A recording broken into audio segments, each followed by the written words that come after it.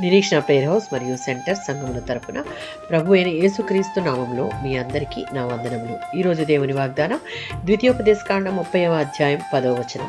నీకు మేలు కలుగునట్లు నిన్ను వర్ధిల్ల చేయును.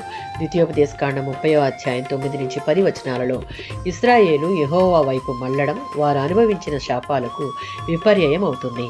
వారు మళ్ళీ నిబంధన పట్ల విధేయతకు కలిగే దీవెనలను అనుభవిస్తారు. అవేమనగా నీ చేతి పనులన్నిటి విషయంలోనూ, గర్భఫలం విషయంలోనూ, పశువుల విషయంలోనూ, భూమి పంటల విషయంలోనూ మేలు కలుగునట్లు అన్ని విషయములలో వర్ధిల్ల చేయుటకు దేవుడు ఎప్పుడు సిద్ధమే.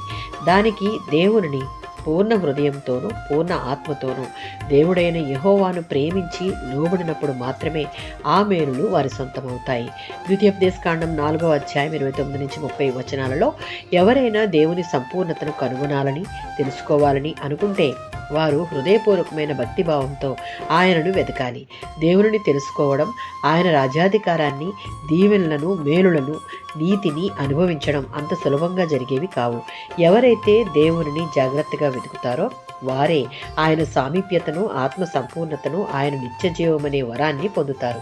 విశ్వాస జీవితంలో మనం కూడా ఇశ్రాయేలీయుల వలె అనేక మార్లు దేవుని మార్గం నుండి తప్పిపోయినా తిరిగి పశ్చాత్తాపముతో దేవుని వైపునకు తిరిగి దేవుని దగ్గర ప్రతి పాపమును ఒప్పుకొని దేవుని హృదయపూర్వకంగా వెదికే వారంగా ఉండి దేవునికి ఇష్టమైన వారుగా జీవిస్తే ఆయన దాచి ఉంచిన మేలులతో మనలను నింపి మనలను వర్ధిల్లింపచేస్తాడు. ఆమేన్.